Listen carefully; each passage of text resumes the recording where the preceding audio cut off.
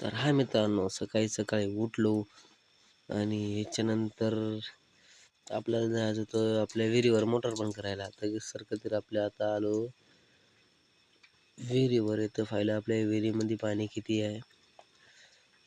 आईला इथं कुठे ठणठण तरी नॉर्मल 5 फूट पाणी आहे.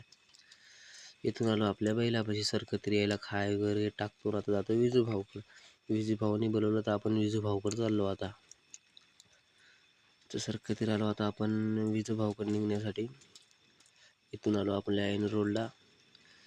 इथून सरकत आता विजू भाऊ येतील आपले. आता आले आपले विजू भाऊ. बाईकवरती बसलो आणि निघालो आपल्या बस स्टॉपकडे.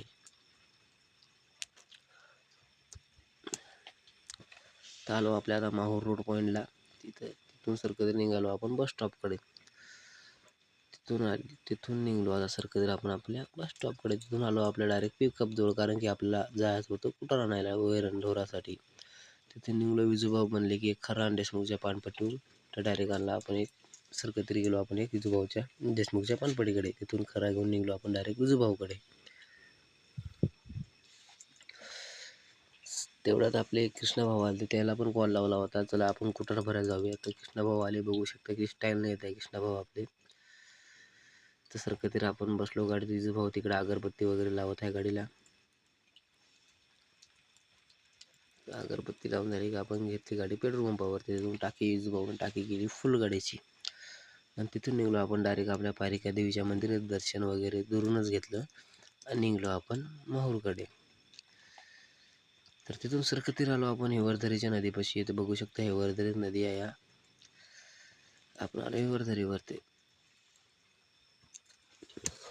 तर सरकत लागलो आपण डायरेक्ट आता यवतमाळ हायवेला.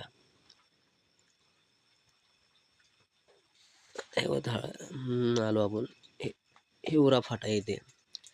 हिवरा फाट्याहून डायरेक्ट आपण आता चाललो धरोडा नदी साईड. तर सरकत आपण आलो होतो. इथं आपण नाश्ते केले. आपण आता आहे धनोड्या फाट्यावरती. आता इथून आपण निघलो डायरेक्ट नदीकडे. हे बघू शकता माहूर मंदिर काय इथून लय दूर नाही आहे. तर आपण डायरेक्ट निघलो आता नदीकडे. हे बघू शकता नदी किती मोठी आहे. नदी खूप मोठी आहे, कारण की दुसरी गंगा म्हणतात. ते लोक आपली अस्थी वगैरे टाकतात. आजी आजोबाची. सरकत निघलो आपण माहूरकडे आता. आता लागलो माहूरच्या पॉईंटला.